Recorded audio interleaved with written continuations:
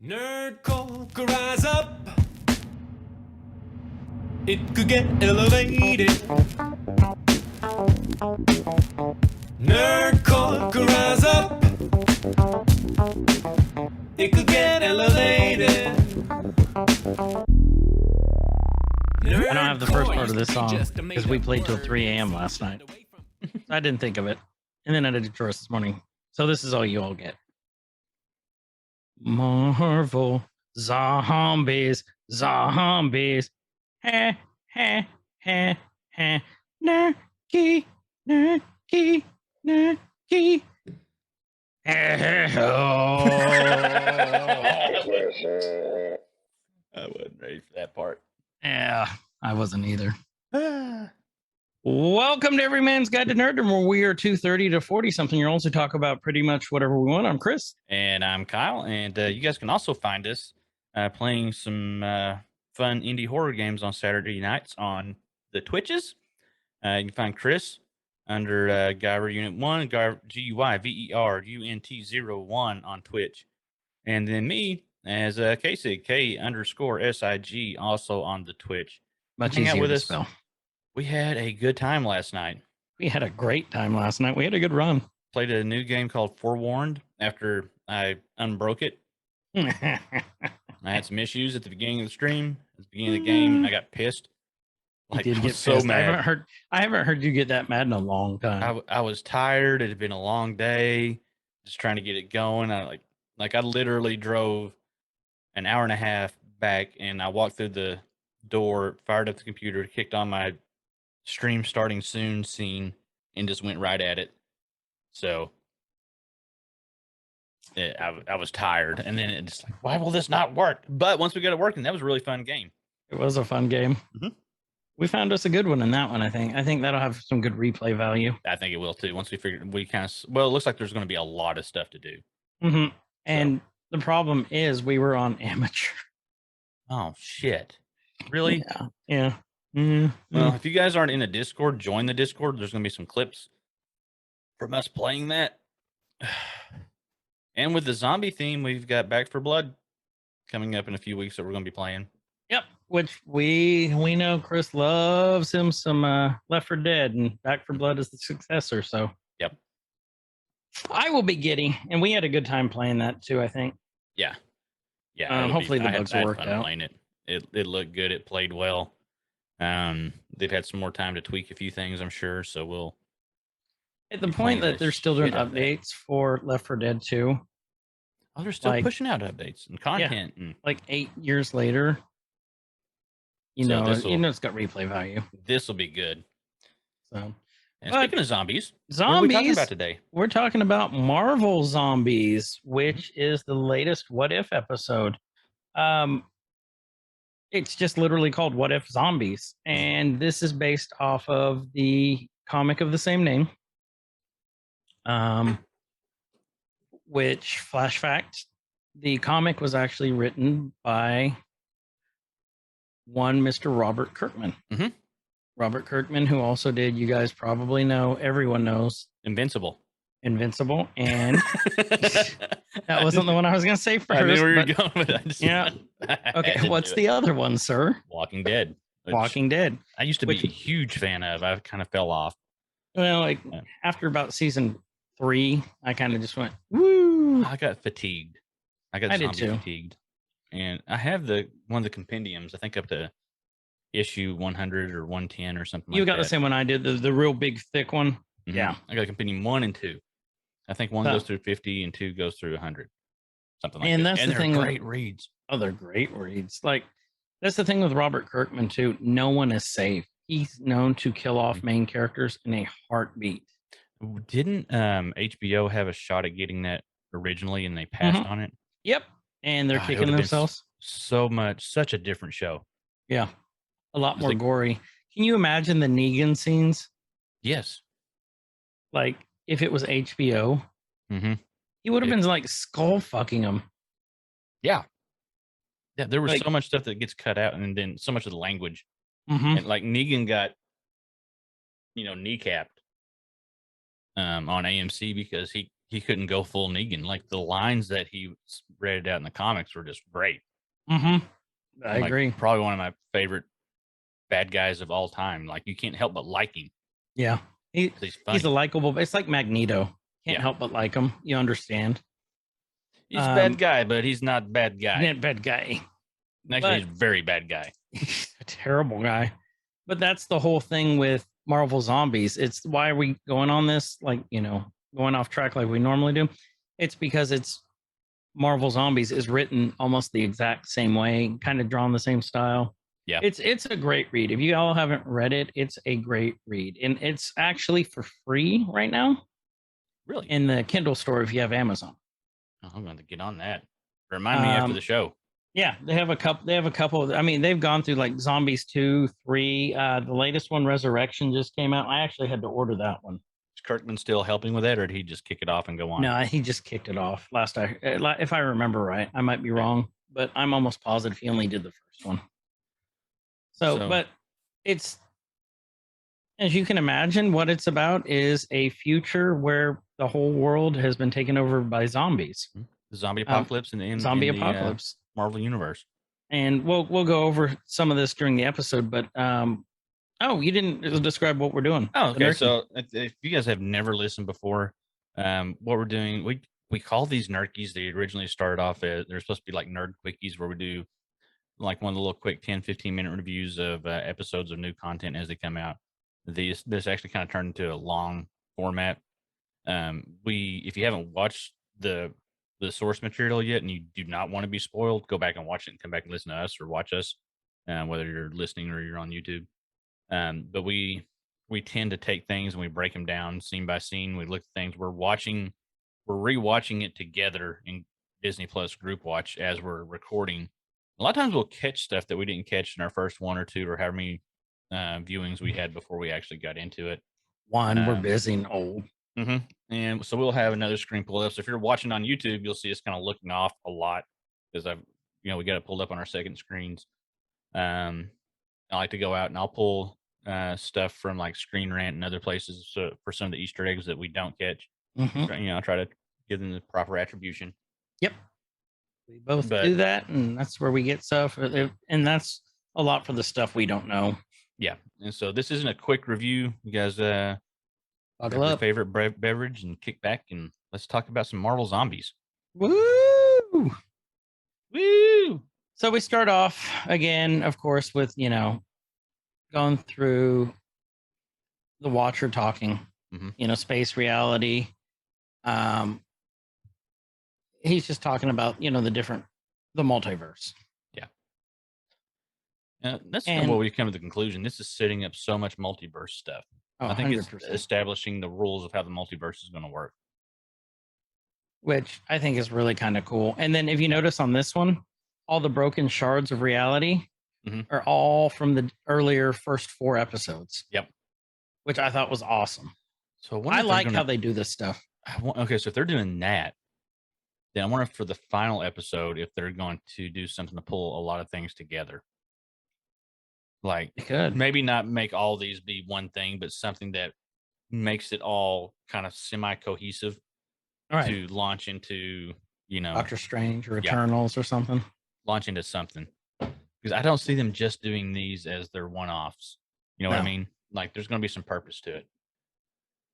But we kick it off with, this is when, shows Hulk falling through space. This is when he was from Infinity War. Was it? Whenever he was when he fell off Asgard, right? No. Okay. So no. So Loki had just gotten his neck snapped by Thanos on the Asgardian ship that Thor stole from Ragnarok from the Games Master. So this all ties in. It's a big circle. Yeah. And then Heimdall, instead of launching Thor, launched Hulk into this. This is that opening scene where he goes crashing into the inner sanctum, Doctor Strange's house. That's the scene. So this one's taking place a little bit later in the MCU than a few of the other episodes had. A lot of them were like early. Well, now we know this whole time frame is set during Infinity War. Yeah. Which is cool because now we have a reference. And again, we've said it before, but I love this animation. Yeah. And it's almost just scene by scene when Hulk gets thrown through that. Mhm. And he's down there, and Banner's like, he's Banner again. He's like, hello. And you see Cape up there, and he's like, anyone got any clothes? Here's our first flash fact.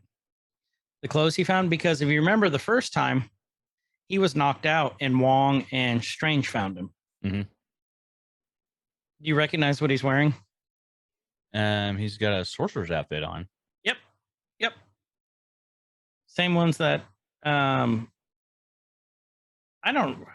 can't remember. What was the place where Strange trained? Do you remember? What was the name of where he was? Yeah, the name. Oh God, now you put me on the spot. Sanctum Sanctorum. No, that's his house. Okay. Oh, okay. It's the mountains like Kuala Lumpur or something.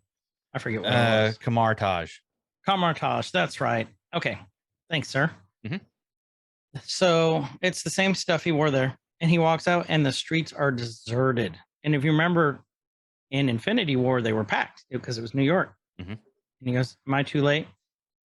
And then all of a sudden he sees this light come down. And did you recognize who these two were? Not initially. I had to, when I got a little closer, then I recognized it, but I didn't like right off the bat. And then he's like, all right, big guy, time to go green. So here's our next flash fact. This is mirroring where Hulk is gun shy. Mm. And then you see the Ebony Maw and Obsidian. Yeah, what's this last? It's Obsidian. It's called Obsidian. Call Obsidian. That's This right. is the second time we've seen them in What If. Yeah. Which is cool. They're two of my favorites anyway. I love the Black Order. If you remember, Ebony Maw is the one he was the one who talked all the time, who had like the mental powers, Mhm. and then Cole was the huge Hulk-like guy. Yeah. Ended up having the Robo Fist. But here's our another flash fact. This is the same speech that the Maw gives at the beginning of Infinity War. Okay. Hear me and rejoice. Remember when he was doing that? Mhm. Banner's hitting himself in the face. Come out. And Hulk goes, no. You're about to die at the hands of the children of, and then all of a sudden this portal opens up and you see Iron Man's glove go out and shoot him in the head, kills him, right? Well, it doesn't kill him, at least knocks him out. Flash fact, did you catch what was in when they were walking out?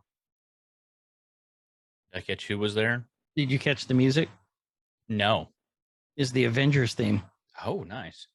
So outwalks, you can definitely tell Iron Man. And then could you tell who the other two were? I figured who they were, but I didn't know. I mean, you could tell Wong pretty easily. Yep. I couldn't tell who the third was though. The one on the right. The only thing I'm like, it's got to be Strange if Wong's with him. Mhm. And then they open up portals and jump through them. Iron Man jumps up, does that, the superhero punch. Yep. Where he launches himself, hits Cole Obsidian. And then this big fight starts, and he's like, yeah, Iron Man.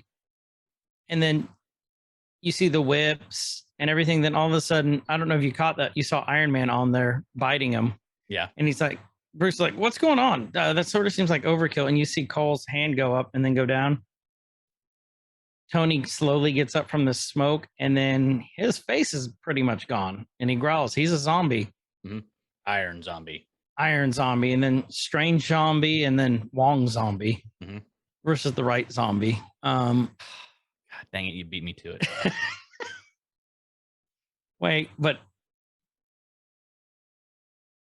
he's on the right now. If you look, can he be Wong? No, he can be right. Okay, so he's on the right. So you have Iron jokes. Zombie, the Wong Zombie, and a Strange Zombie. So we got that. We're awesome. We give lots of names to things. Yeah, it makes it easier for us because we forget lots of things. We forget lots of things. So Tony tries to hit him. They turned fast. Yeah. So, okay. So you want some backstory on this? Okay. Okay. So we'll get into this later in the show too. So Cape comes up and hits Iron Zombie. Mm-hmm. In the comic, this was an interdimensional virus. Okay. From a different dimension, and they infected the heroes first. Okay. Because if you infect the soups first, they're gonna take down everyone. Yeah. Because they're the soups. So this episode mirrors the comics in that. Which makes sense why they would have taken, Tony and all them first. Because if you get the Avengers at first, you're fucked. Yeah. They're in New York right now, which is important here in a little bit. Yep. And Cape is kicking ass. Cape is awesome.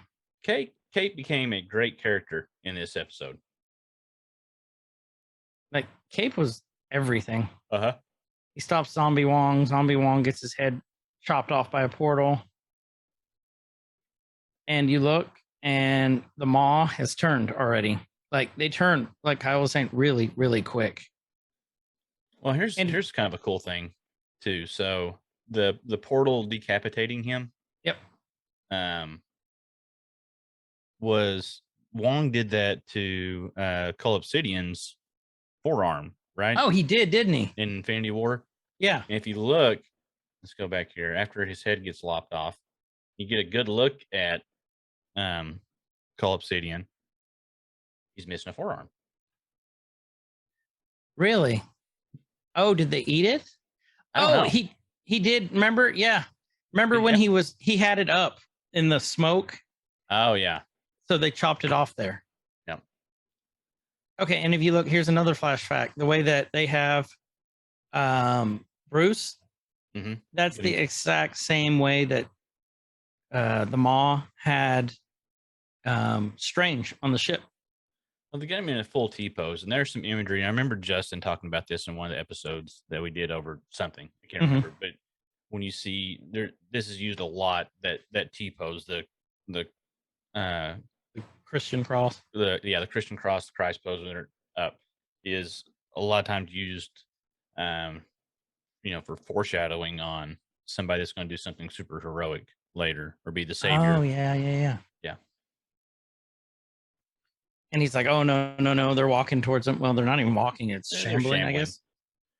And he goes, "I'm vegan," and then all of a sudden, they all get like eaten and demolished by all these bugs. And he's like, "Oh God, okay, this is disgusting." They get turned to, it just got worse. Bones, yeah. And then all of a sudden, Wasp appears and shoots off Tony's head. And he goes, "Okay, yeah, I'm gonna vomit." It's a wasp that ate his head the wasp too. yeah. And he goes, "All that's left." And then all of a sudden, he gets picked up by Spider-Man. He goes, "Don't eat me, don't eat me." And it's here's another flash fact. Now it became, I got goosebumps at this. And he goes, "Hey, relax. I'm your friendly neighborhood Spider-Man." They finally said it. Now it's canon. Yep. But it's canon now. I'm your friendly neighborhood Spider-Man, which was awesome. Banner's like, "What the hell happened in the neighborhood?" And then you see the Watcher talking above. You see more as these episodes are going on. You're seeing more of the Watcher. You're seeing him more clearly. This episode, you see him really clear. He's talking. He's moving his mouth. Well, he's moving his mouth, but you're seeing facial features now, and which he did in the previous episodes. So, do you think that's foreshadowing that he's going to take a bigger role coming up? I hope so. Because I kind of wonder if these are happening chronologically in his. I know his concept of time is completely different than what we're used to seeing with everything else. Right. But I wonder if him retelling these are as he in the chronologically as he's seen them happen through the different things. Like he saw this first, and he saw this first. He saw the zombie situation fifth, and then by the end of it, we're seeing more and more of him, and he finally does get a little involved, even though he's not supposed to. And so, I'm kind of going with that a little bit. That's what you're going with. Next thing you know, the Watcher's talking about how, what was it, 2 weeks earlier? Yeah. How we see Hank in the quantum verse and he finds Janet, just like he did in Ant-Man and the Wasp. And they said Janet Van Dyne contacted a quantum virus that changed her. And if you look, her helmet's cracked. And her eyes are gone. She jumps on Pym and bites him. And this is different in the comic. So in the comic, the Sentry was the one who the zombie universe sent over to infect everyone. So this is kind of making it red. But it's still I guess. interdimensional. Oh, 100%. So poor Scott. Poor Scott. There's this one part. And then you see Hope wiping off the capsule and goes, Mom, and you hear Scott go, Hi, Miss Van Dyne, which mirrors Ant-Man and the Wasp. They kept that the same. Yep. He said that exact same line. Exact same way, too. And then you see Pym jump out and go after Wasp. And poor Scott again. You see his hand go up and go down because they pretty much bite him and eat most of him. Yeah. They said within 24 hours, the entire Pacific Northwest had fallen. Ironically, it was the Avengers' heroicism. Let's go back real quick to the bridge scene. Yeah, right here. See the guy with the glasses in the middle, the zombie with the glasses. He has something on his back. Right? You see the little handle sticking up. Yeah. That looks very similar to something that we're going to talk about later. And I just wonder if this is Pacific Northwest, so that wouldn't make sense. No, it wouldn't make sense. Okay, because the other guy looked different too. Yeah. I think that's like a knife. Yeah, well, you saw where I was going with it, but yep, not I know exactly. They're saying it sealed their fate, and he said, I love this part. When he goes, the Avengers come out. Oh, okay. Yeah. Oh. Whoa, Wait, you jumped way far ahead. I don't know what I did. What'd you do? What'd you do? Fix it. Cap goes, on my mark. He goes, ow. And next thing you know, there's a little bite on his neck, and it's Pym, the size of an ant. Then he grows and basically eats Cap. And then they said once the Earth's mightiest heroes became infected, no one else stood a chance. Like I was saying earlier. Yep. You see all these like hundreds of zombies surrounding them. And that's the end of the event. Where did they land on the bridge? They were making rookie zombie, like they were on the bridge when they got attacked. Like, why would you land there in the middle of everything? I blame Hawkeye. These guys have never seen, and this comes up. They've never seen a zombie movie, obviously. Nope. Okay, next flash facts. Next that we see, it's like on a VHS camera that's almost dead. It says, so you want to survive the zombie apocalypse, like written in those little, refrigerator magnets? Yeah. Flash fact, what is this a parody of? I was 100% Zombieland. Uh-huh. Like 100%. At the beginning when, he was doing the rules of the how to survive a zombie apocalypse. And we need to do something over Zombieland sometime. I love Zombie. I haven't seen the new one. I haven't seen the new one yet either. Double Tap. Yeah. I think I've got it. I just haven't watched it. I think it's in the Voodoo account. I think it is too. I think I may have it somewhere else, but I haven't watched it yet. And I need to, because Zombieland is like one of my favorite movies of all time. It's just a great movie. But yeah, he's totally doing the thing that Eisenberg's character did. What was it? He wasn't Tucson. He was Columbus. Was it Columbus? Was he Columbus? I don't remember. It's been forever since I've seen it. I need to rewatch that. So yeah, he's basically doing the Spidey version of the Apocalypse Survival Guide. Yeah. And here's the next thing. You see a zombie going across that says brains. Yep. I recognize this. I started laughing my ass off because that is what is that from, Kyle? That's from Buffy the Vampire Slayer, which you're the fan there. I only watched a few when it first came out. It's Joss Whedon's company. What is it called? Mutant Enemy. Yep, Mutant Enemy. It's a little zombie there. They think it's a nod, which is, I think, kind of ironic because Joss is in all that trouble right now. Oh, this was probably done before that. It had to have been. If they wanted to, they could have edited it out, I'm sure. But maybe. I think it's a great nod. Yeah. Because I love Joss Whedon. I really do. I'm maybe not as a person after hearing all these horror stories, Yeah. but I admire his work. Well, and I think we kind of touched on that at one time, or we may have talked about it off shows, like, or maybe I read it. I don't know. Everything comes together like in a blur, but there's the having the disdain and not liking the person, right? So we'll just use Whedon as an example here. Mhm. Okay, but then you have Buffy that you loved, Loved. and Buffy wasn't just Joss Whedon. Mhm. There were so many other. So you know, this kind of goes into the whole cancel culture thing about, you know, what Whedon done and everything that he had in the past. But then you're negating the work of all these other people, the actors, the actresses, special effects, everybody. And so I would can you actually like to get the group together and Uh-huh. discuss. I know we talked about this at one point, but have a cancel culture episode. Yeah. On how it affects like what you just talked about. Yeah, because We're like, not even if saying it's we're just an for actor or against it. yeah, it's just that, I'd like to I mean, have a I can discussion though.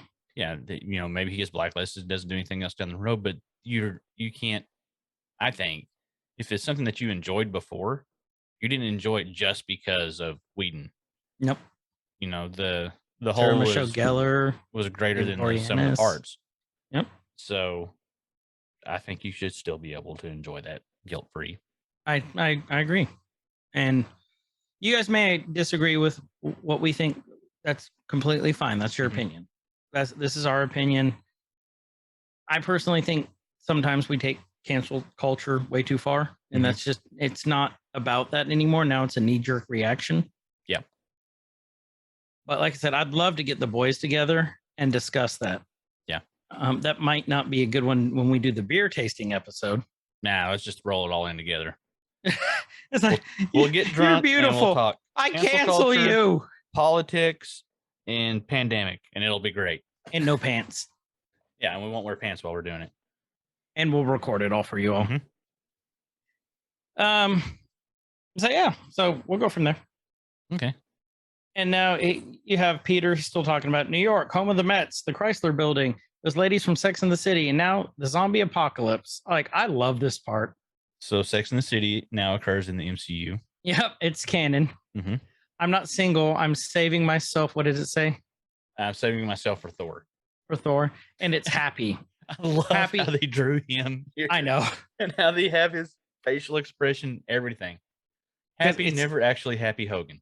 No. Yeah, it says happy, never actually happy Hogan. Skills driving, coffee, boxing. And he was a amateur boxer, wasn't he? Yeah, he was. Yeah. He says, step on long sleeves and action zombies. And out comes Kurt. It says, resident weirdo. Where did we see Kurt from? His language is Slavic folklore and Ant-Man. crimes. That was Scott's partner in crime, one of them. Yep. I like him in this. Oh, I do too. And Baba Yaga. Baba Yaga. Well, and do you get what the flash fact is? Why they call him what resident weirdo is? No, let me scroll down here. It's from Resident Evil. It's an homage to Resident Evil. Oh, okay. If you look at the font of it. Yeah, if you look at the font. Okay, that makes sense. It's like old Yep. 8-bit looking font. Okay. Yep. I get it. I think it's kind of funny how they did it. You know, and I said it before we started recording, I was worried that this was just going to be a quick overview because it's a zombie episode. And sometimes stuff like this doesn't get very deep, but they threw in a bunch of shit. A ton. As we keep going into it, they threw in a lot. I think it's cool how they made it look like all 3D-ish too. Yeah. Like I think that's an homage to like the old 3D like Day of the Dead movies that they used to do, stuff like that. I think that's what this is. Maybe we just do some zombie movie episode for October. Oh, that'd be fun. Just zombie movies and zombie genre in general. In general. Yeah, we can do that. What the draw is. I love me some zombie stuff. I do too. And okay, the Slavic folklore. You hit on this, but what is that a reference to? You already said it comes up later. Yeah. But also, what is it reference from earlier movies? Earlier movies, so it would have been I mean, stuff from Age of Ultron will come up. Stuff from anything that had to do with Wanda, basically, is going to Well, in this one specifically for him, it's the Baba Yaga, like the Baba you were saying. Yaga. Mm-hmm. And again, that'll come up later. Yeah. Yeah. Spoiler alert: you guys were warned. The zombie virus is passed through saliva. So the less skin you're showing, the less there is to bite. And he sprayed ketchup over Happy when he pretended to bite him. Important. You see what Happy had on his hand?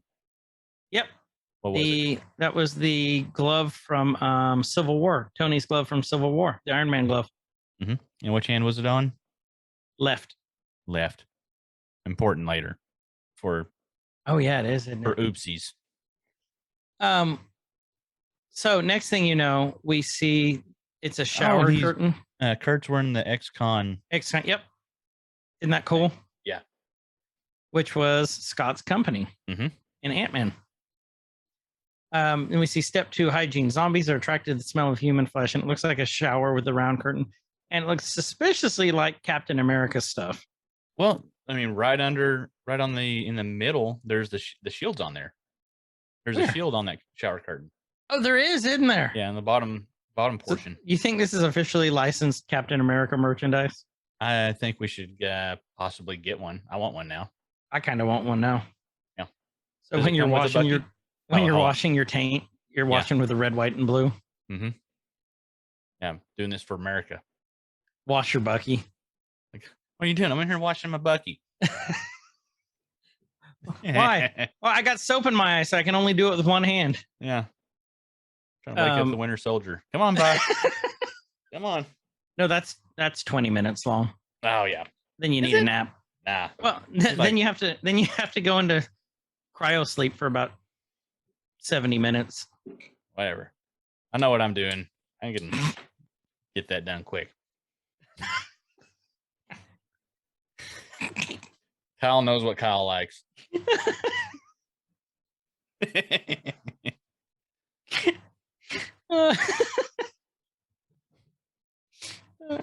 Sometimes you're in a time crunch, man. You gotta hurry up and get that shower done. You gotta get that Winter Soldier done. You gotta scrub my Bucky. If he's in a real hurry and he's doing a flyby, he's doing a Falcon. His metal arm? No, never mind. A stranger there. It's always a stranger with a Bucky. Dude, that'd be terrifying. Actually, it's like, I mean, who is this? You have full control over the metal arm. Like, does it have attachment? Like, if it malfunctions, I would still be worried about that. What about in the middle of winter? Like, we know what happens when you stick your tongue on a metal object in the middle of winter.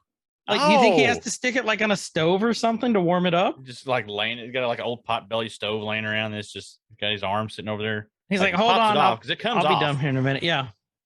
What are you doing? Warming up my arm for later. Bucky comes out naked, like there's an attack, and he's just waving that arm in the air. Ah! You damn kids. I don't remember which button it is. I think it's this one. Nope. Son of a bitch. I'm Batman.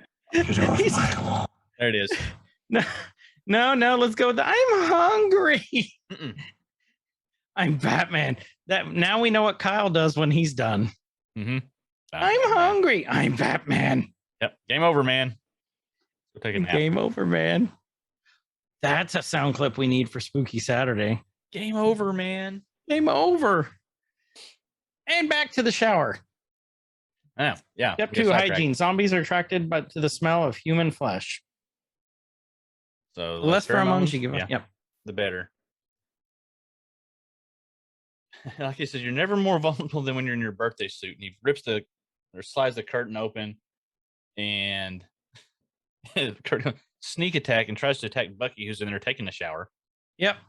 And I love this part here. Bucky, silent but deadly Barnes. Skills: murdered, killer arm, heavy sleeper. You know what the heavy sleeper is a reference to? That would be in Captain America and the Winter Soldier when he's sleeping on the floor a lot. Probably. Mm-hmm. Yep. Because he couldn't sleep. Yep.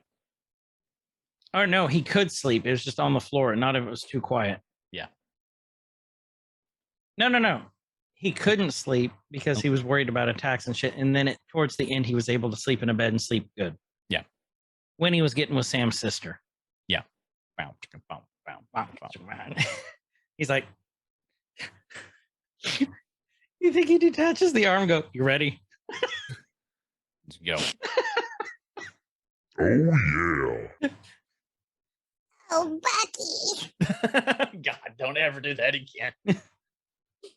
Okay, Sig. No, don't ever do that again either. Detach your arm.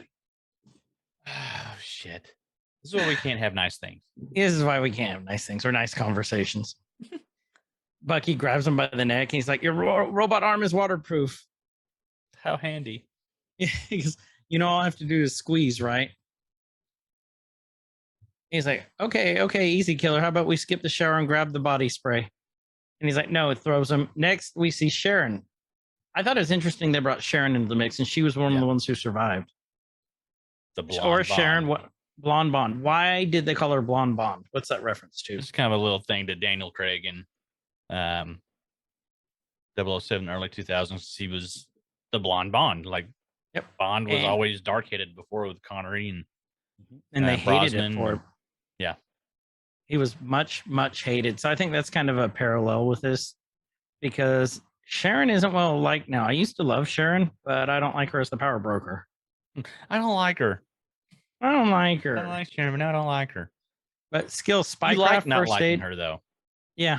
And that's something else we've talked about a lot before too. That Mhm. some people cannot separate that. No. When you get somebody, a character that you're attached to, and then they flip and they become a bad guy, you're like, son of a bitch, I don't like them anymore. And then they go way too far and they just like hate the actor and act. Like you can like not liking somebody. Like if they do it well, there's them like, man, I hate that their character did this. I like that I hate this. You know what I mean? Like you want. I love to hate it. Yeah. Do you know what the eulogies is reference to? Flash fact. See how many she's done a few, hasn't she? In the comics, she did Steve's eulogy when he died.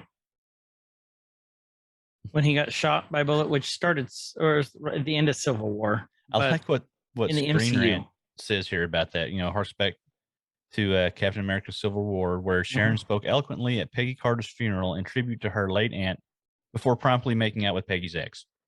Yep. Well, it's true. She is the blonde Bond. And that holds very true. Also good at first aid. Yep. And he goes, always aim for the head. And then Peter holds up a little dart gun, suction cup gun. Says, always, step 3, always aim for the head. That's the only way to kill him. Shoots her in the forehead. And then you hear Okoye go, will you turn that off? Mhm. And Kyle, what did you just find out about Okoye? I can't believe I didn't know this the whole time. I Okay, can't believe so you didn't Okoye is either. voiced by I'm going to butcher her name. I hope not. Denai Guerrera. I think that's right. I don't know. We know not to ask me. For sure, Denai's right. I didn't realize that she was Michonne In in The Walking Dead. Which is zombie killing, ironic. dual sword wielding pet. both Robert Kirkman properties. And so I guess it's probably the hair probably threw me off. Right. I had to be the hair because she went from like tons of awesome hair to like bald. Did she talk in Walking Dead? Oh yeah, Did she? yeah, I not don't a lot, remember. but she did. So yeah, she's carrying back over to doing some more zombie shit now. And we know she's the head of the, I always butcher this, the Dora I'm just gonna let you go with Major. it. Remember? The Dora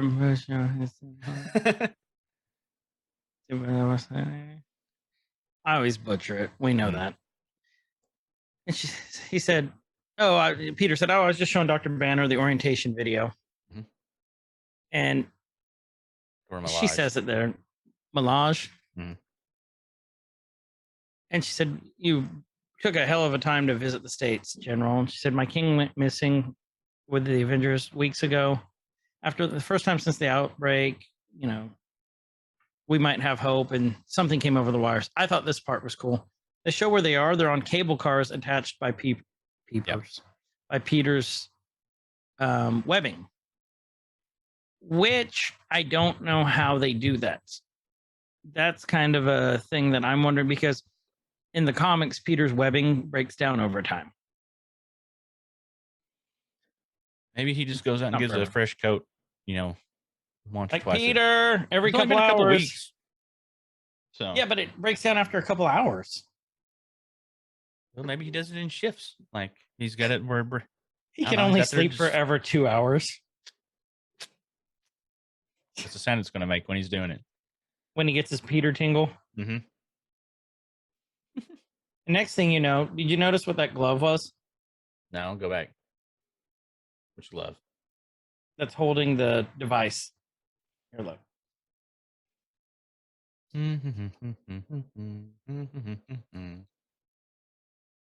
Oh, is that Iron Man's hand? Yeah, it looks like the Hulk Buster glove Oh yeah. Oh, because it was huge. so they're in New York Right. right now. This is 2 weeks after the outbreak. The outbreak started in the Pacific Northwest. Mm-hmm. We saw the Avengers at the beginning of the episode when shit hit the fan in San Francisco, Right. on the Golden Gate Bridge fighting. We saw Iron Man there. Mm-hmm. Then he could still use his. Was Doctor Strange there? Coming Yeah, off of Strange is with him. So they're in San Francisco. Then now they're in New York Right.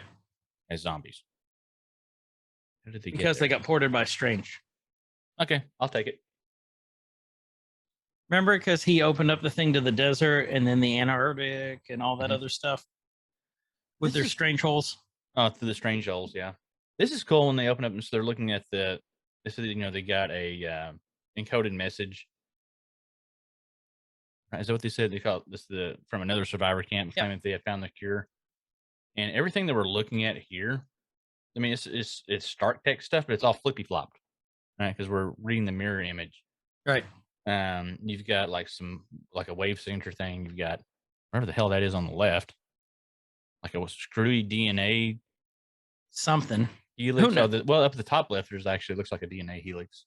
Yeah, it's hard to tell because with Tony stuff, it could be anything. Could be anything. You get this like list of things on the right. So I wonder if that's like a list of names of people that went.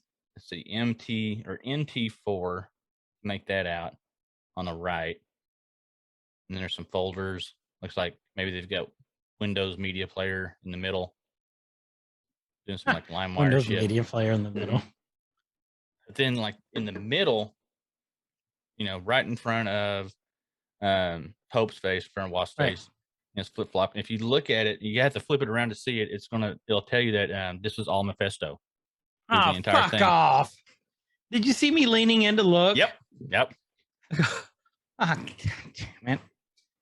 You would think after 54 episodes, You would think. I would learn, but week by week, I fall for it. Because I'm Every time.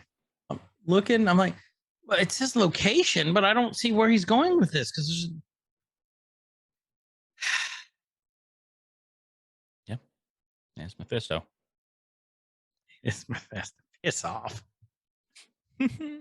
Peter goes, awesome, global crisis solved. High fives all around, guys. They're like, the beacon's transmission got, corrupted. We don't know where it's from. And then Bucky goes, agent or location look.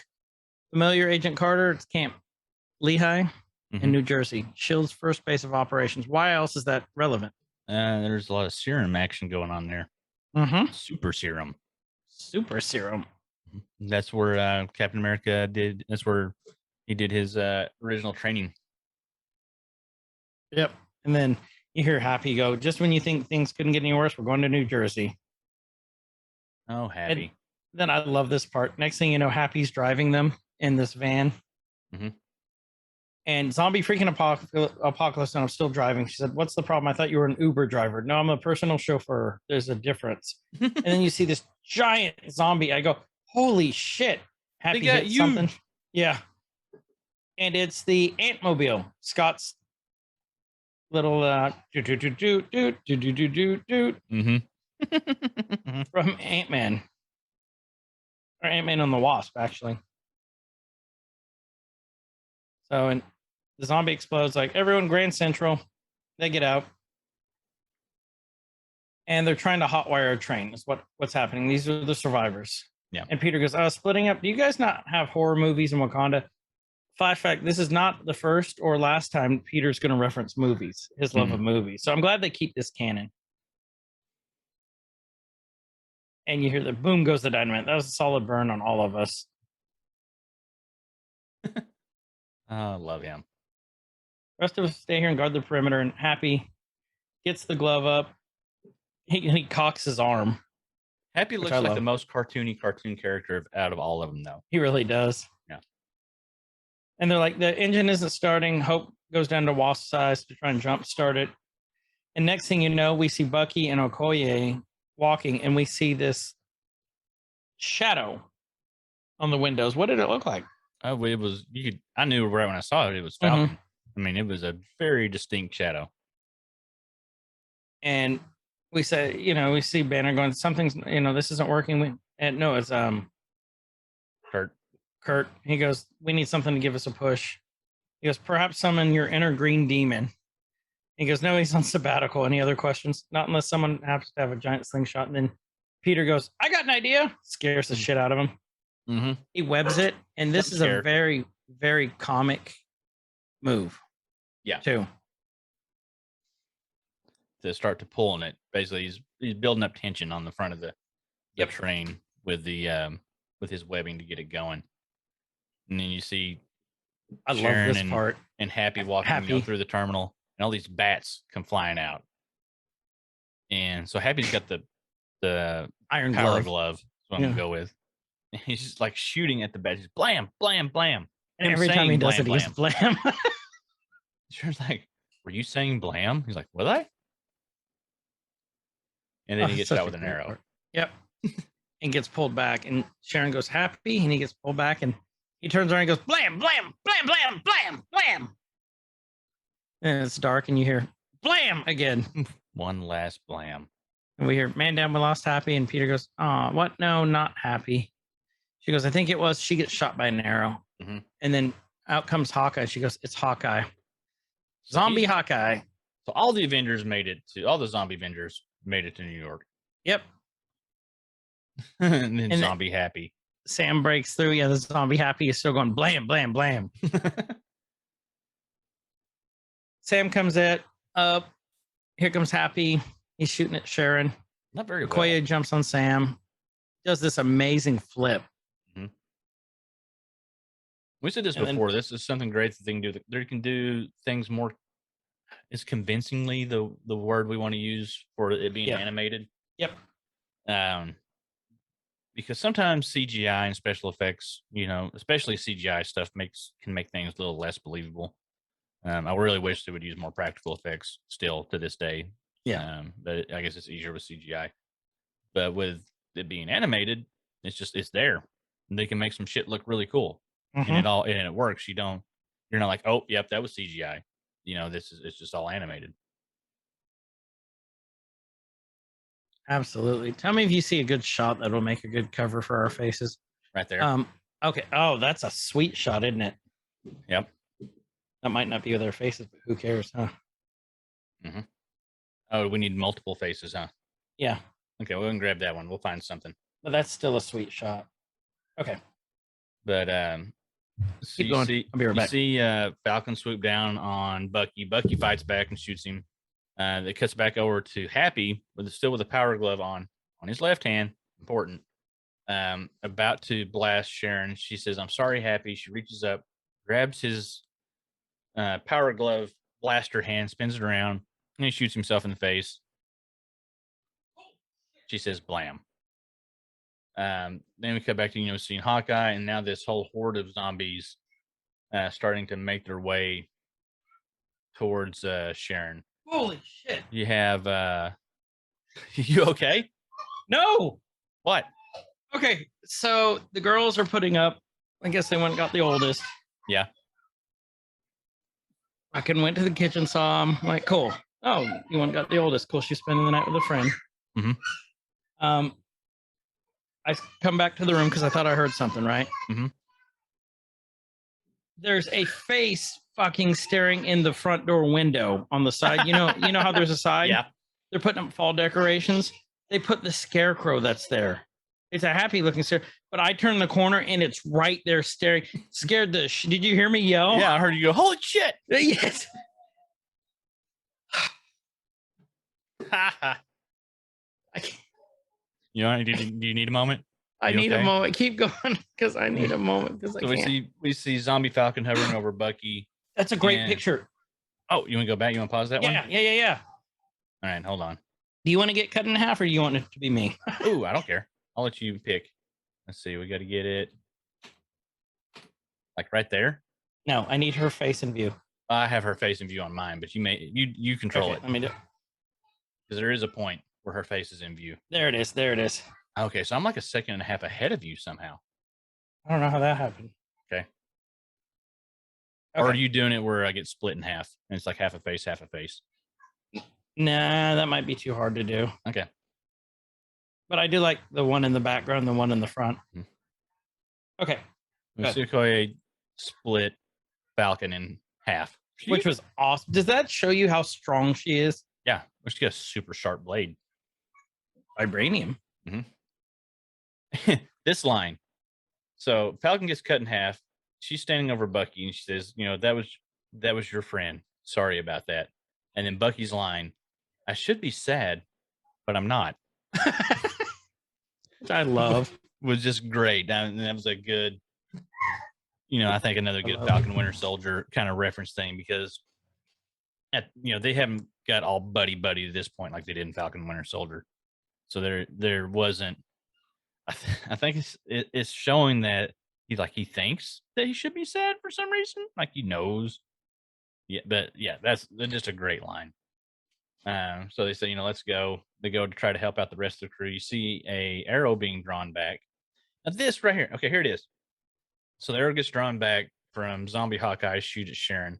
Yeah. Sharon's looking down at Happy's dead glove. zombie Happy. That's his left hand. Right. With that glove's on. Wasn't it Now- on his left in the beginning? It was on his left from the beginning. But You know, now it's on her right. Now it's on her right. The thumb's on a certain side. Oh. Yeah, that's kind of a problem, isn't it? They messed up. Messed up, Marvel.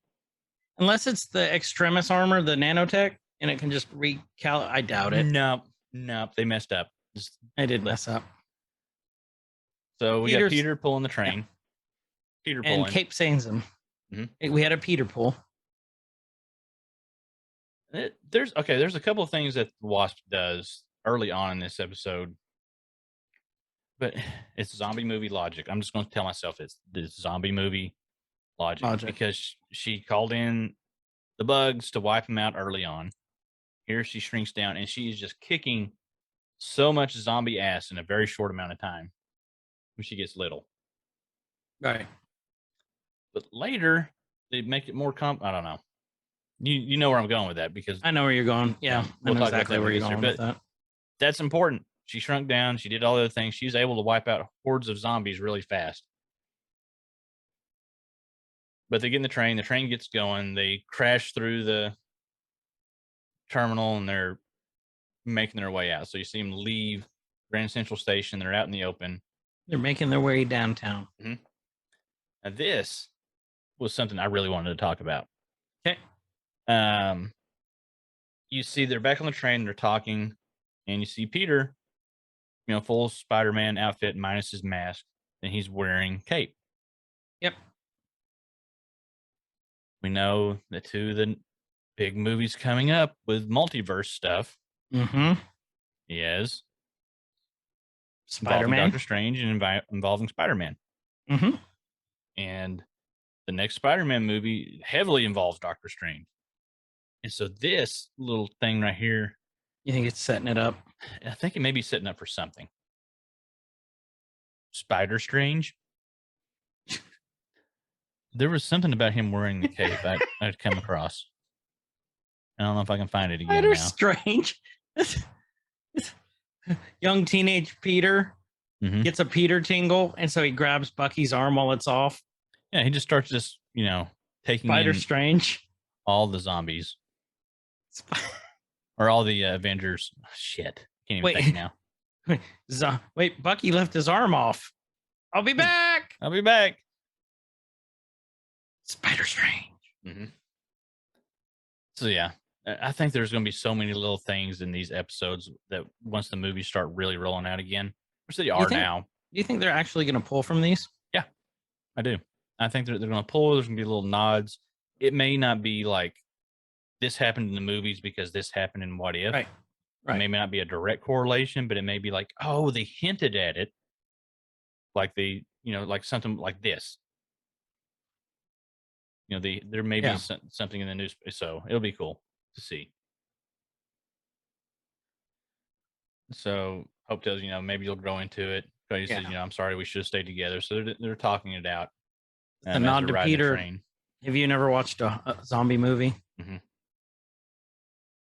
Sharon's looking out. She's walking in the train by herself. She hears this thud. Yep. On top of the train car. She looks up. I think we all knew where this was going at this point. As soon as you hear the thud, yeah. I knew there was going to be zombies there. I didn't know it was going to be this zombie. I didn't know it was going to be this zombie, but I think we knew something was going to happen to Sharon at this point. Oh yeah, yeah. You don't frame them up like this. No. And we've watched zombie movies. Heroic. We watch them. We know how they go, and this does the zombie genre very well. So yeah, Sharon hears the thud, then she hears the soft thumping along the top of the train. She readies her little power blaster. Yep. Now it's on her left hand. What the shit? Okay, yeah, this is kind of weird, isn't it? Yeah. And have you noticed she's missing her Tony Apple Watch? Oh, yep. And Bucky opens the door and he sees something down on top of Sharon, and not in a good way. Yeah. And then you see the bloodied shield and this growl. They did a great job on making these zombies look like this too. Well, that was just such a cool scene. Just the visuals of seeing the shield and then seeing how they did the reveal of Cap right here. Yep. So cool. I love how they make like just the muscles still attached, the skin, and it's zombie Cap, and he growls at Bucky. Here's what else is different in the comic. These zombies can only growl. In the comics, they can talk. Yeah, I read that somewhere, that they're a little bit more they're coherent. Developed, coherent, yeah. So in the comics, when they eat, when they feed, they become who they used to be. Like Spider-Man becomes this emotional, crying little baby, right? Huh. And like he always starts freaking out and crying that he ate his Aunt May and Mary Jane and all these other people. Oh, so they have to eat, but then when they eat, they start remembering what they were before and the things that they did? Yep. And then when they get hungry again, they start going feral again, looking for food, but they can still talk. It's not like they become total feral. But here's the thing. They don't have to eat. They're just drove to. Insane by hunger. Mm-hmm. And in the comic, after they get, we'll go on this part later too, but after they get past the hunger, they become who they used to be, kind of. Like in the comic, when Hulk ate, Hulk got zombified. He was an early one, right? Yeah. He ate, I forget who he ate. After he ate, because Hulk would go, what's Hulk's line? Hulk is the Hulk smash. This is his line. Hulk is the strongest there is. Yeah. When Hulk, in the comic, zombie comic, Hulk would go, Hulk is the hungriest there is. And he'd beat the shit out of the other zombies. He'd eat. When he ate, he became Rational Banner, and he'd shrink down to Banner size. Except he would still have a stomach full of stuff. They didn't have any acid because they were dead. Yeah. So they couldn't exactly do anything. And like in the comic, this one scene, Hulk's like, guys, I think something bad's about to happen, because they can feel everything. They don't feel pain, but they can feel it. Yeah. Because their nerves are working. He goes, I think this thigh bone's about to burst out of my stomach. Because when he's Hulk, he's huge. Yeah. And sure enough, it bursts out, and he has this femur sticking out of his stomach. So I mean, it's phenomenal. They are just so well written, especially if you love zombie stuff. I do. It's phenomenal how they do this. Yeah, This is way different than they did in the comic, but it's still holding true to the comic, if that makes sense. Yep. So, okay. Next thing you know, oh, I love this part here too. Why don't you explain this part? Because it's awesome. So Bucky's fighting Cap. Zombie Sharon pops up, and he pushes her away. She hits the ground. Bucky goes back to fighting Cap, and they have a good old Cap Bucky fight like they usually do. Well, and what's that's a reference to right there, where he's shooting, running at him while Cap's blocking it with his shield. That was on Winter Soldier, wasn't it? Yeah. Yeah, that was that. It's almost shot for shot that scene. Yeah. Okay. And so Zombie Sharon pops up. Bucky throws her to the side. We see Hope Wasp comes in the room, sees Zombie Sharon. Zombie Sharon goes to bite her. She shrinks down, little bitty, and flies into her mouth, which is a very cool tactic. Like, she's the best zombie killing thing they got. She really is. So Zombie Cap throws his shield at Bucky. Bucky throws it back. Catches it with one arm. Bifurcates That's reference to Winter Soldier again, where Bucky caught it and threw it back at him. Yep. And cut him in half. And then Bucky says, sorry, pal, I guess this is the end of the line. So one, that's a train pun. Like Yes. that, a Because they're in the caboose. But again, going off the Easter egg thing that I like to look at, which is off Screen Rant, they say it's a throwback to younger First Bucky Avenger and younger muscle free, little Steve, when he says, I'm with you till the end of the line, pal. I thought that was such a great line. Yep. And so then we come back. You see Cap fall on the thing. Bucky says his line. And turns around. He sees Sharon Zombie. He gets this confused look on her face as Hope bursts through. Yeah. And explodes everywhere. It's because I'm covered in Sharon. Okay, he goes, the kid has hand sanitizer. It's all icky. Icky. And then Kurt goes, Hope, I think you're in trouble. You see a bite on Hope's shoulder. Okay, love this part. You see the Watcher in the background. And again, like Kyle was saying, his face is in view. You can see his mouth now. Yeah, you can see him where a lot before more. It used to be all black. Yep. Nebulous. But I just think it's cool how they do this. He's becoming more and more in view. Yeah. Okay, do you think by the end of the show we're going to fully see him all the time? Oh, yeah. Or we'll at least fully see him once or twice. Yeah. So we cut back into the train and we got this, tried and true zombie movie trope where one of the heroes is infected. They're checking her medical, so it's Hope. Banner's checking her medical condition. Heart rate's elevated, temperature's going the wrong way. And you have this conversation in every damn show, every minute, like what you need to do. Yep. You know what needs to be done. They're like, oh, we can't do that. And like, what? Peter's the only one that's got any zombie movie sense in this whole damn thing. Which is, it's another throwback to Peter's always referencing movies. And it's like, excuse me. It says here, if you've ever seen a movie, you know that hope, we have to have hope. Hope's the key to survival, and it's your name. So, he says that has to mean something. And I think this is kind of important. Hope asks him, how do you do it? He says, see all these movies, AV Club. Again, referencing his love of movies. From Tom Holland's Spider-Man. It was upbeat after everything. I love this part right here. And he gets this look. He's like, practice, I guess. My mom, dad, Uncle Ben, Mr. Stark. What is that, Kyle? Well, Uncle Ben's confirmed Canon. in the MCU. Because we only saw Uncle Ben in the older Sony. And Spider-Mans. we've only seen hot Aunt May in this one. I'm okay with that trade-off. I am too. Marissa Tomei is hot Aunt May because we've only known. Hi, we've only known 90-year-old May. Yeah. Poor old Uncle Ben and his rice. And his rice. We miss you, Uncle Ben. Yeah. And your rice. I mean, they allude. So, Homecoming and Far From Home kind of alluded to it, but they never this is the first time he's been specifically mentioned in this Marvel. And how he died. Yep. Yep. No, well, they didn't mention how he died, but he's gone. Yeah, he's dead. He did. And Peter says he's lost a lot.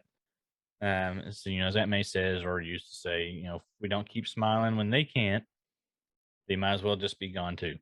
Another good line. And he holds Hope's hand. And it's like, well, they'd want us to keep going. And Banner grabs his shoulder and Hope smiles at him. Mhm.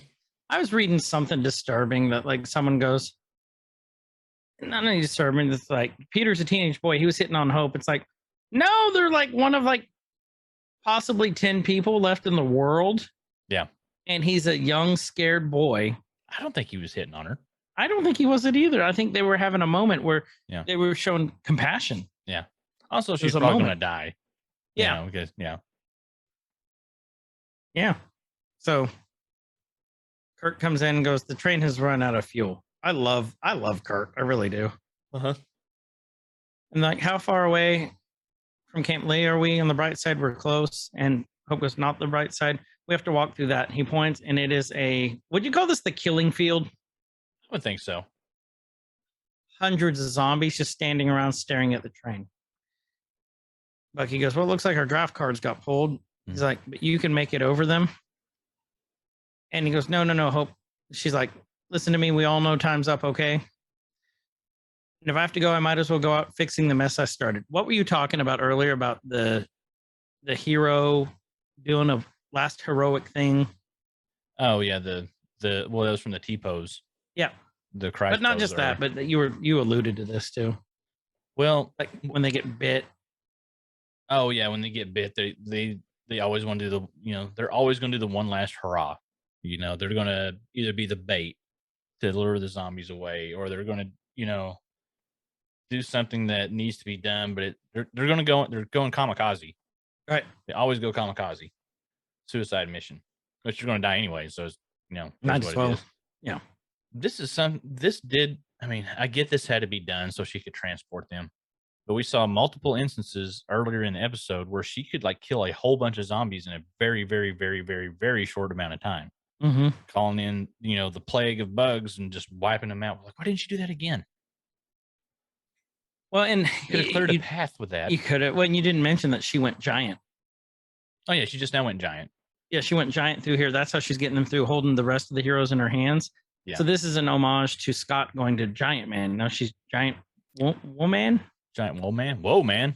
Whoa Man. Yeah, Giant. Whoa Man. Whoa Man. Mm-hmm. But I thought that was kind of cool. Yeah. She's kicking them, punching them, not punching, but like doing all this. She sees giants coming off of her. Yeah. Sometimes you just got to take it for what it is. Yeah. Okay. Look, I love this part here. You know why? Why? Those zombies are literally eating her ass. Look at that. They are. Well, they're making their way up. They're going for the brains. They just got to. Baby bird, that one was for you. Mm-hmm. Yeah, if they start spitting. That's definitely for you. But yeah, no, they're eating her ass. Mm-hmm. Look, they're not going any further. Well, because you paused it.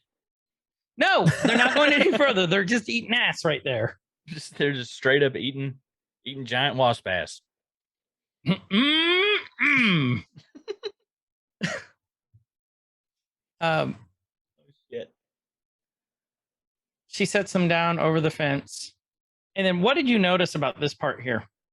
And she goes, Hope goes, Peter, smile for me, okay? And then, they break her helmet.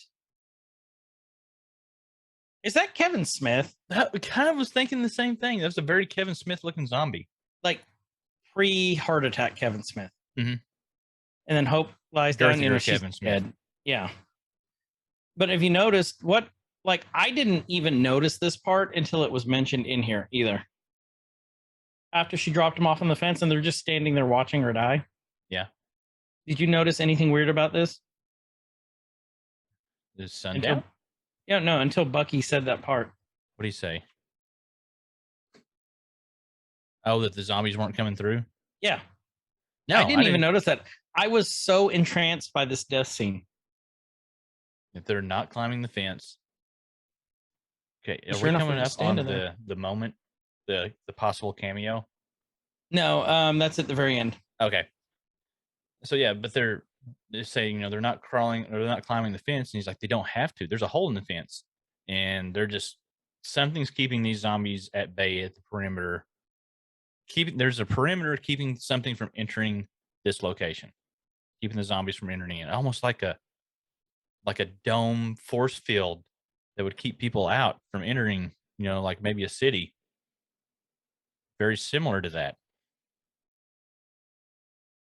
If you think of like a red hexagonal shaped dome thing that would keep people from entering. Yes. Now Wanda. Yeah. I was getting you there. Well, I was thinking about that because I was treading carefully because I thought you were gonna fucking get me twice in this episode. That's why I was going. I really, got you once. I didn't want to say anything. That's why I'm like, do I? Yeah, no, it's I didn't even put that together. Mm-hmm.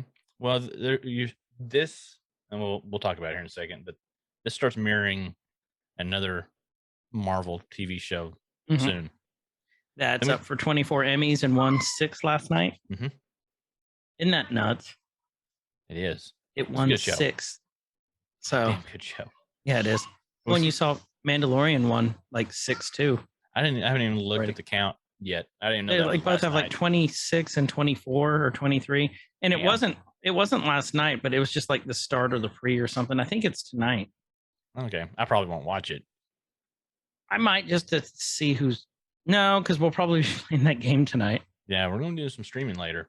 So okay, go on. And then Kurt mentions Baba Yaga. Yeah, Kurt's like, I can feel her, Baba Yaga. In I thought, Baba who? He's like, Baba Yaga, the witch. And when he said that, I was like, oh, ooh, I got excited. And here's the thing. I didn't. I just thought that was just Kurt starts swinging at Peter. It's just Spider-Boy come. Okay, and that's another flashback. So I didn't. I just thought it was Kurt referencing Baba Yaga, which he did in, Ant-Man and the Wasp, right? Uh-huh. Or was it Ant-Man? Whichever one it was. I didn't put this other part together. I will tell you that. As soon as he said the witch, I was like, we're going to get... You knew. Okay. And then he called Peter Spider-Boy. Spider-Boy is actually a real character in Marvel Comics and who was a completely separate character. You want to explain the character just a little bit? I don't know anything about Spider-Boy. Spider-Boy was, I want to say he was alternate dimension. Hold on. Oh, yeah, here it is. He was a Marvel versus DC comic mashup of Spider-Man and Superboy. Superboy, that's right. So it was the Superboy, Superboy Prime, and Spider-Man. Mm-hmm. So it became Spider-Boy. Okay. It was from one of the what does it say? 96, I think. Yeah, 96. Marvel versus DC.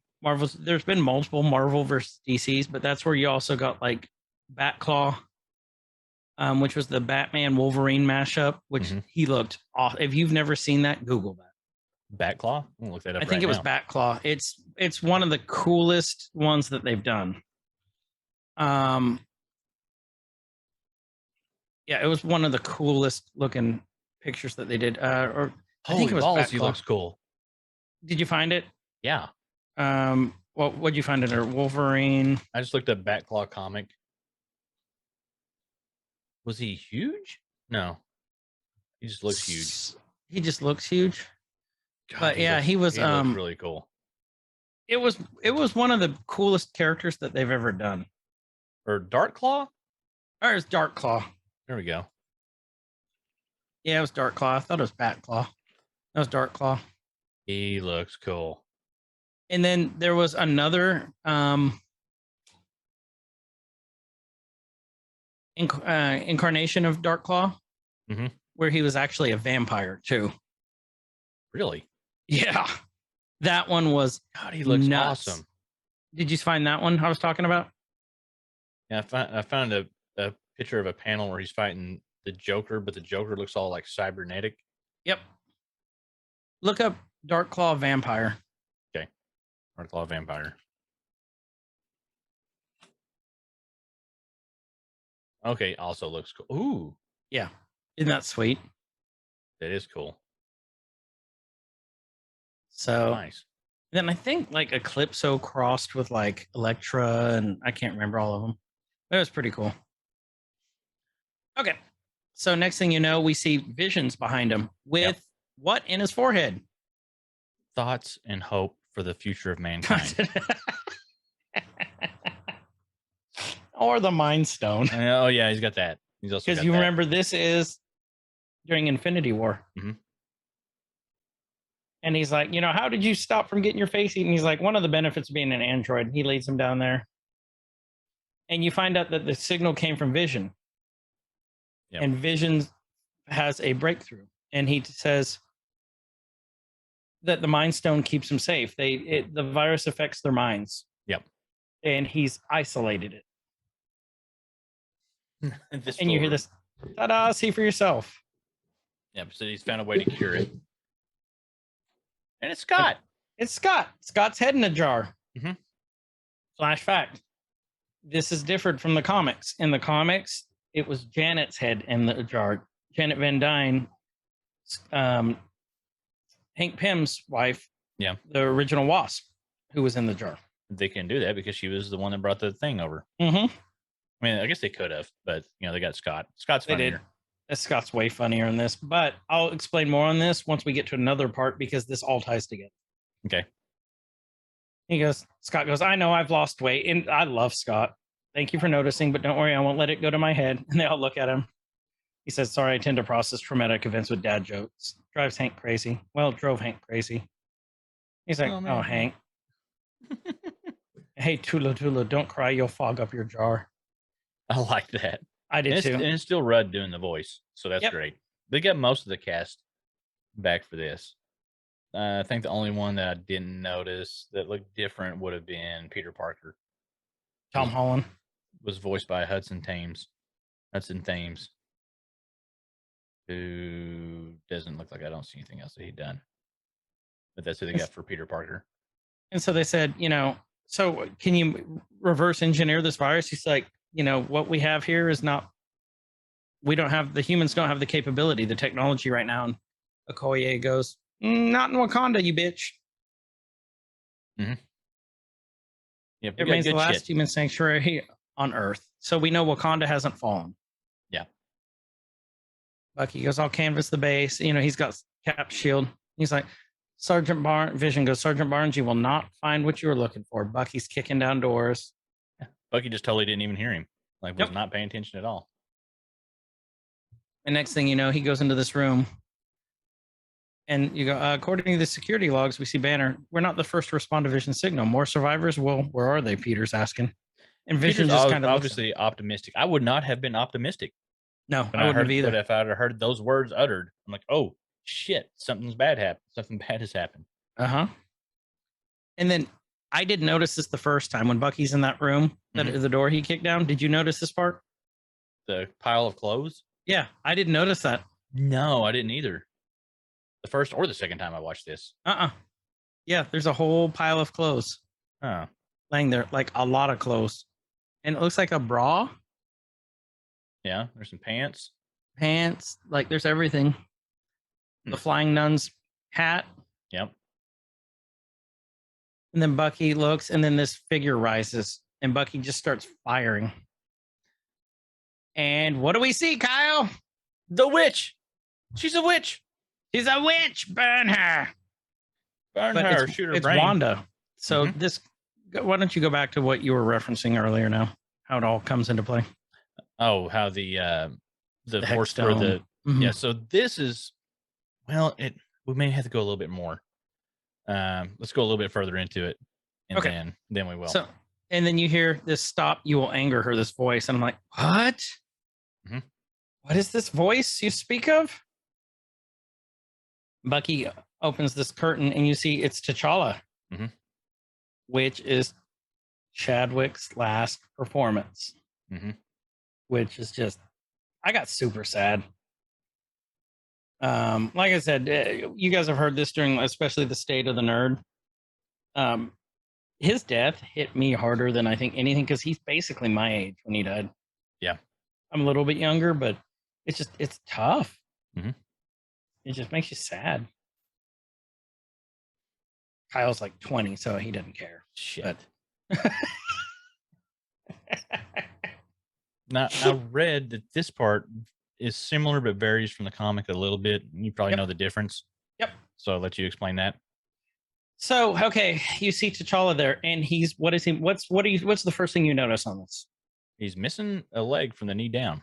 Yep, this mirrors the comic exactly on that part. It's bandaged. You can tell he's been getting medical attention. I read in the comic he lost his arm. That came after. Okay. So when you first see T'Challa, he's missing a leg. Okay. How this varies in the comic is Hank Pym, who is, Ant-Man and Giant Man, was keeping T'Challa as food, keeping them away from the other zombies because it kept him his cognitive features coherent. Because remember what I was saying, when they're full or when they eat, they can think. He was trying to find ways to stay smart so he can get find food before everyone else, basically. Well, the Wasp, his wife, appeared out of nowhere, went big and said, "You've been hiding this from me. What else have you been hiding from me?" They fight. And, oh, okay, back up. He needed another snack, so he chopped off T'Challa's arm. Gave him morphine, chopped it off, bandaged it, stitched him up, and was getting ready to eat his arm when Janet appears. Okay. They fight. Hank goes giant and then bites Janet's head off. Janet's head is the one in the jar in the comic. Okay. She gets cured because she can't eat anymore. Oh, so it just runs she gets a course. robotic. Yeah, she gets a robotic body from Magneto's acolytes from Asteroid M because she can't eat, and after she gets past the hunger, she becomes as normal as a zombie head can be. Yeah, but it was Hank Pym eating off of T'Challa in the comics. Okay, and we don't know what's going on here yet. So go ahead. No. Okay, so we carry on through.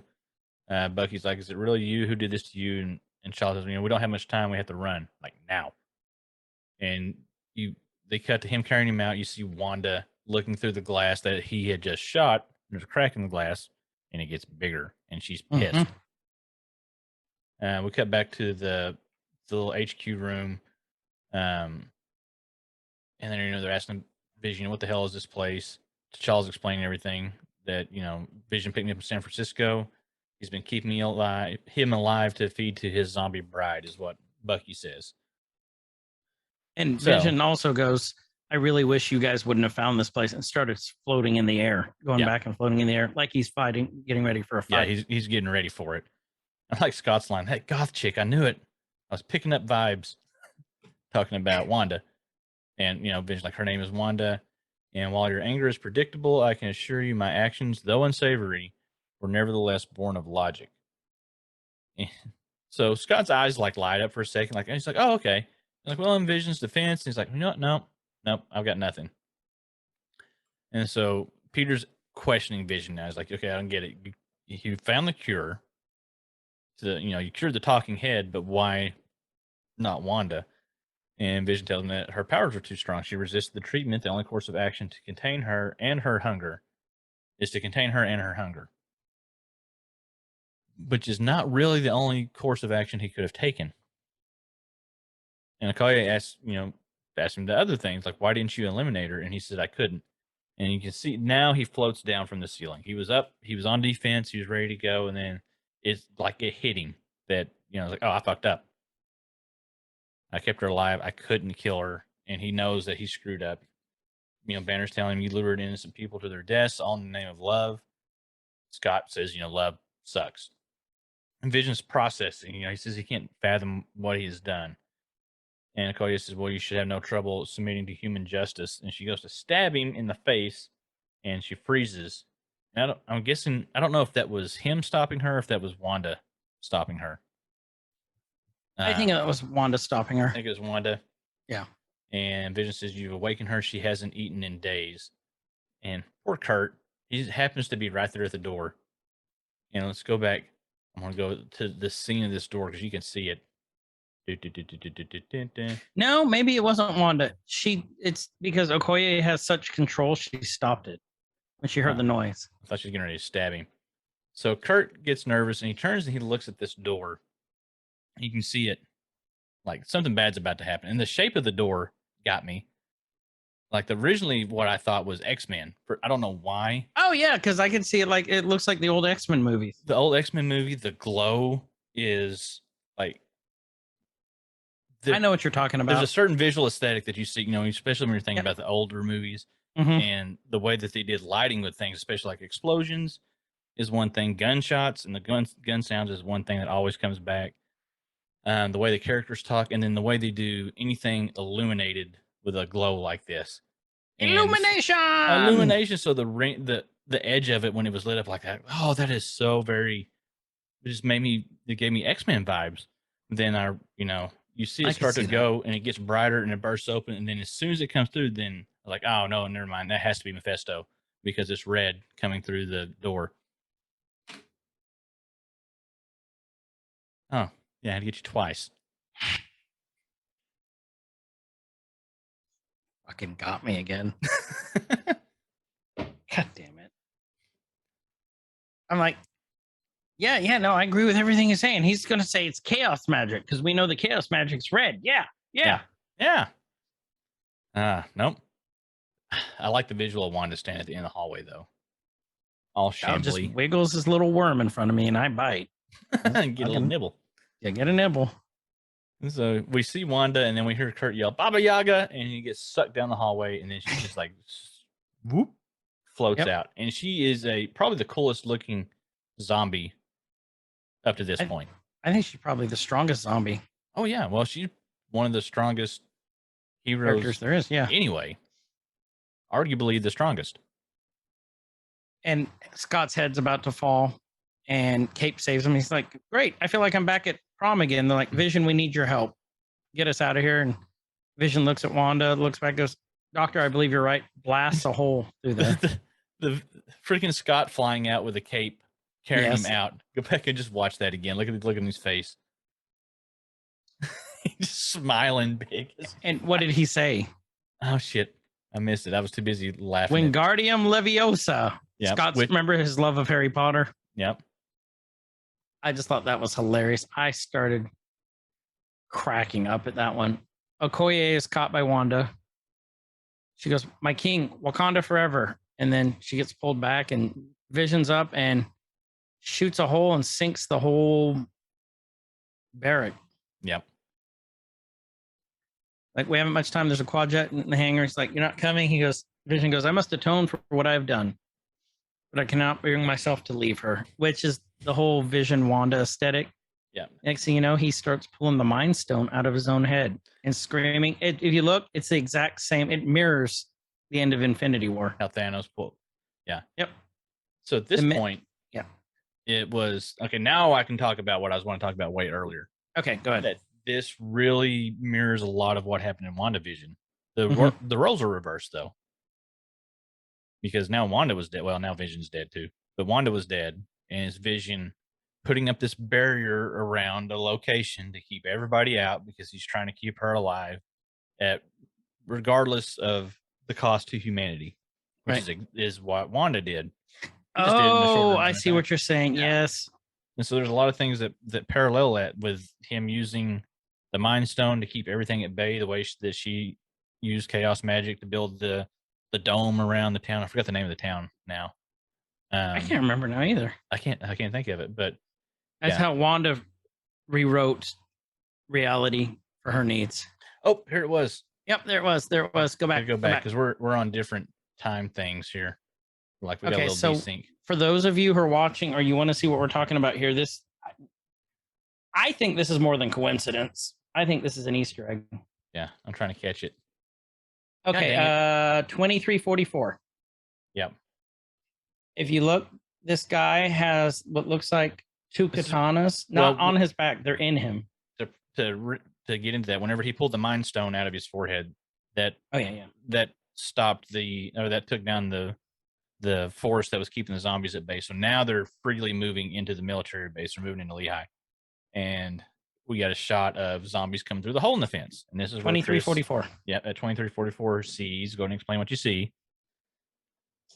It is a zombie that's shambling through, and it's not on sheaths, but there looks like what's two katanas, very familiar katanas that we've seen before. Yep. sticking in the zombie's back. And if you look, he's wearing this red costume. Mm-hmm. I think it might be Deadpool. I want to look at his shoulder again. I'm trying to get a better look at his shoulder. I hope it's Deadpool. If it gets paused at the right point, it looks like the Deadpool's whatever. It may be reaching a little bit. I don't know. His right shoulder, you can kind of see there's some type of insignia on his shoulder.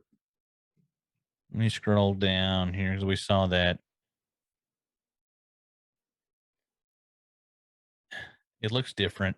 I don't know. Let's see here. Vision deceased once more. A very visible zombie carrying twin katana on his back can be spotted in the foreground. Zombie isn't masked, but the most famous dual sword expert in the Marvel mythology would be Deadpool. Whether Wade Wilson's mutant ability would render him immune to dimensional virus matter debate. So yeah, this is it's a very specific weaponry to be shown on a zombie. Mm-hmm. And if you look at Screen Rant's website and there are Easter eggs on this, the way they have the picture or the scene framed, it looks like Deadpool mask on his arm. If you actually watch the scene, it's more of a big white star insignia. But oh, huh? Yeah. Oh, I didn't notice that. Mm-hmm. Go back and let's see here again. Yeah. If it's framed right, it looks like the Deadpool mask. If you let the scene play out, it's not. I mean, the Deadpool, his eyes, the white eyes. It's something, though. It's a very deliberate insignia on his arm. And I can't tell what it is. Anyway, so the zombies go on through. And Banner picks up the Mind Stone.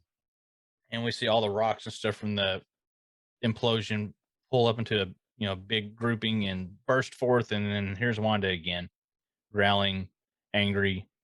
Bucky pulls his gun, drawn down on her. And I think this is kind of a cool thing. I forget to bring this up. Is Bucky using the shield through this? Oh, he does, doesn't he? Yeah. He's carrying the shield throughout all of this. So with Falcon gone, because he got bifurcated, now Bucky can step up to the helm. So in this universe, Bucky may be Captain America. Of course, he's probably about to die. Bucky could have been Captain America. We see Wanda float down over the husk of Vision, and he's gray. He has that look that we saw when we saw in WandaVision, when we actually got to see what Vision actually looked like. Right. Not the projection that she was having of him.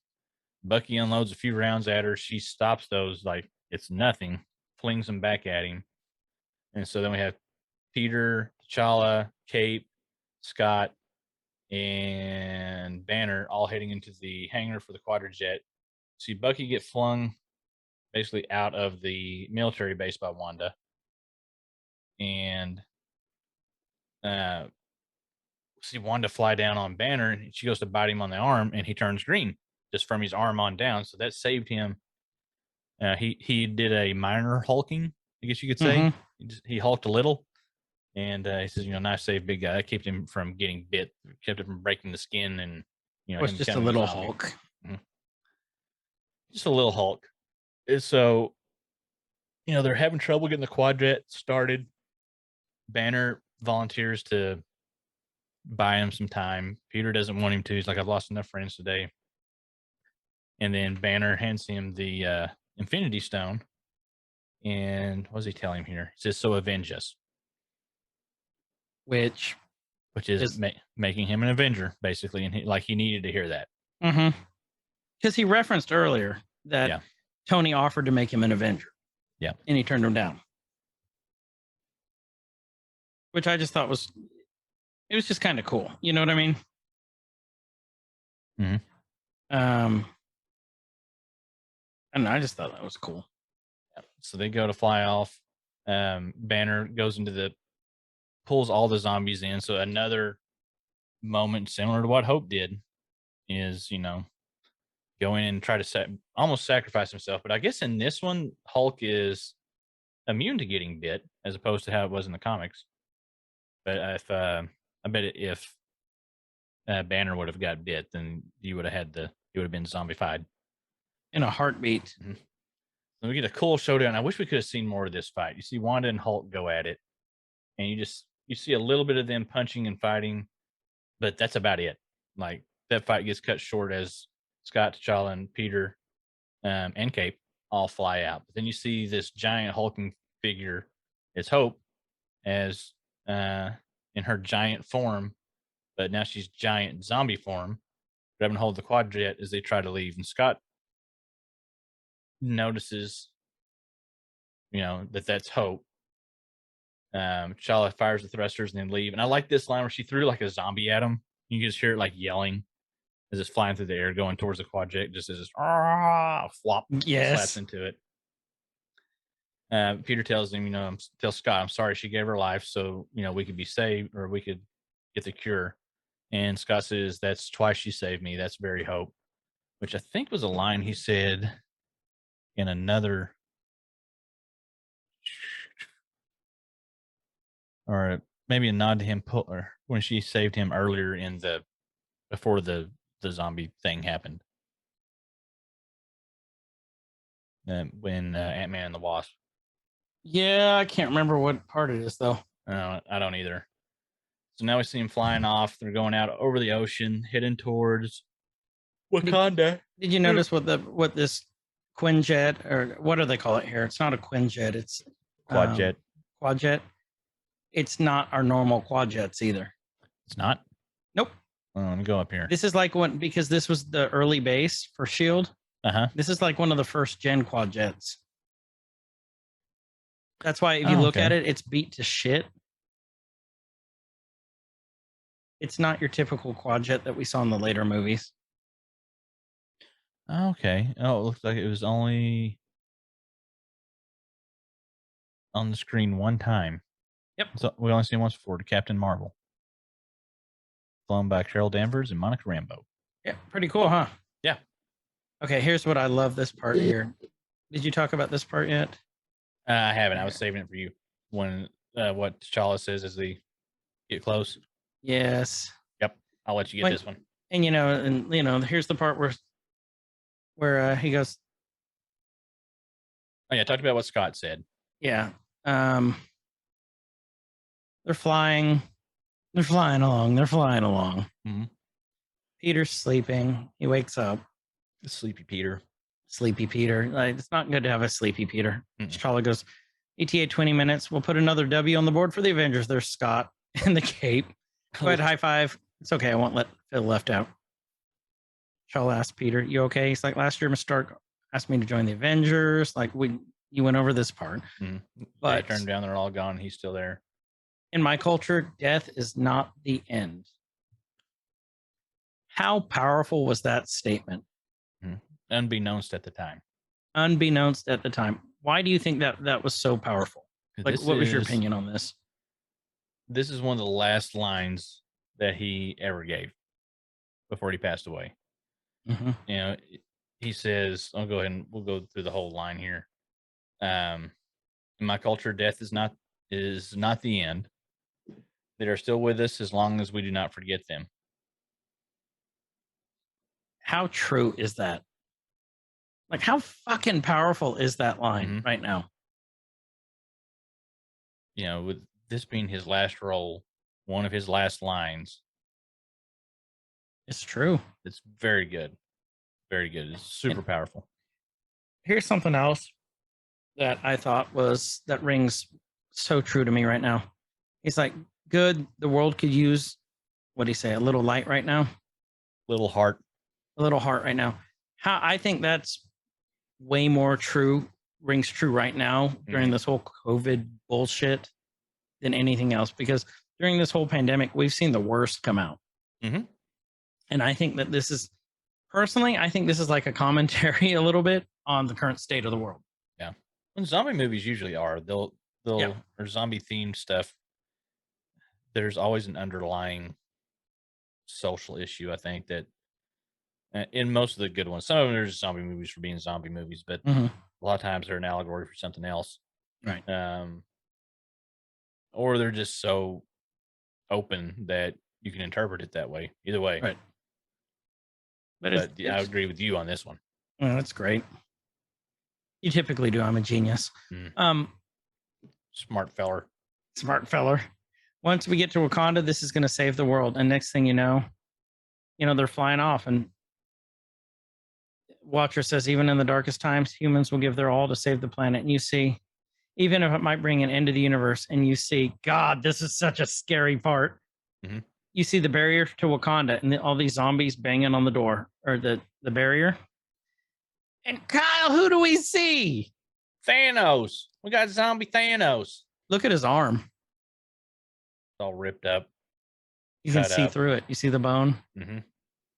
And then he holds up the glove. And I love this part here. He does the fist that we see the Thanos with the smile. Like if he had lips, you'd see the smile. Mm-hmm. You can still see his nutsack smile. Yeah. And then he makes that fist. And then how many stones are glowing? Well, 1, 2, 3, 4, 5. What are we missing? Oh, would it be the one that they were taking to Wakanda, the Mind Stone? No, wait. Oh. Wait, there's a yellow one on there, though. No, that's orange. That's the... Oh, okay. Maybe if I switch monitors here. It's orange. Oh, so yeah, orange it's orange. was the soul stone. No. Soul was... The coloring on this side monitor is not that great because everything just looks yellow and washed out. Was that the soul stone? Oh, crap. No. Reality was red. Power was... These stones color. There's the Tesseract. Power was green, I think. So you had Soul is orange, Mind's yellow, Time's green. Power is kind of pinkish. What's the soul stone? Space is blue. Reality is red. Yep, there we go. There you go. Now we got it. And he's missing that one. And then Thanos just gives a smile, and that's it. All in all, I think that was my favorite episode. Or Soul Gem is purple. The soul is purple? Okay. Yeah, maybe. That's from the comics. Hold on. Here's Soul Gem. Now I'm confused. I can't find the right Infinity Stones color. Did they change them up? Surely not. No, I think they're the same. Power Stone. They call it the Power Stone. Power Stone, Soul Stone, same thing. Carries over. Power Gem, Soul. It's in one of the line of the comics. It's Soul. All right. We're good. We got it. And the end. The end. Like I said, I think that was my favorite episode to date. I think I was partial to it because I like zombies. I do too. But don't get me wrong. I love the Star-Lord one. That was good. That was great. The Doctor Strange one was good too, to be honest. Yeah. It wasn't my favorite, but it was good. I think Star-Lord between this one and the Star-Lord one would be my favorites. They're my favorites. I think the zombie one's edges out because I've got a thing for zombies. Mm-hmm. How many are they doing? 6 or 9 episodes? I don't know how many they're doing on this one, to be honest with you. I think they're going to do 9. I want to say because it's going to lead into, I think Hawkeye is the next one. Okay. Because there's no more Marvel ones. Like they should have something, everything should overlap, or there should be like a 1 week. Oh, there's 9 episodes. Okay. Because unless they do one without the Watcher, but Jeffrey Wright's in 9 episodes as the Watcher. So we got 4 more, but Hawkeye's not until November. 5 episodes. So that'd be about right. Because then that would give us like a week lull in between. Oh, hold on. That wasn't his last. That wasn't Chadwick's last. Oh, wasn't? No, he's going to be in 1/6. He's going to be in episode 6, episode 7, and episode 9. Oh, good. He's going to be, so the one that's coming out this week, he's credited as T'Challa in episode 1.6. Episode 1.7, he's credited as T'Challa in Black Panther. Episode 1.9, he's credited as T'Challa Star-Lord in Black Panther. So what's going to happen in 9? I wonder if they're going to bring them all together. Let's see if there's anything else that somebody did something weird. Was there a switch anywhere else? Let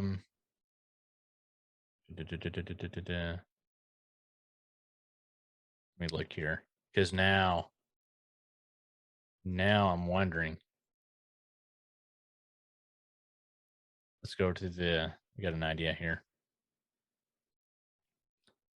So Haley Atwell was Peggy Carter.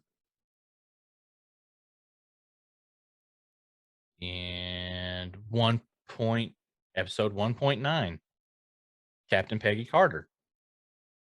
They're going to bring them all together. Episode 9 is going to bring them all together. Woo! Cool. Okay, that's going to be awesome. We cracked the code, Chris. Somebody else probably Yay! already It's did. about time. Well, with that, this has been Every Man's Guide to Nerddom. I'm Chris. And I'm Kyle, wherever you guys are. Have a great evening, great day, great night, whatever it is. Be good to each other. Join the Discord. Please join the Discord. Link is down in the show description, so you can tell us everything that we got wrong, participate in some of the surveys and contests that we have going on. And we're going to keep doing things in there. As that grows, it's going to be incentive for us to keep doing more stuff in there. Contests and whatnot. So yeah, you guys join that, join the conversations there, hang out with other like-minded and sometimes not like-minded people and learn things and learn new stuff. And but yeah, just do all that. You guys be good to each other. We love you guys. Thank you for hanging out with us and listening to us ramble for this whole episode. Yeah. You guys have a great one. See ya. See ya. Nerd Corker, rise up. It could get elevated. Nerd Corker, rise up. It could get elevated. Nerdcore used to be just a made up word.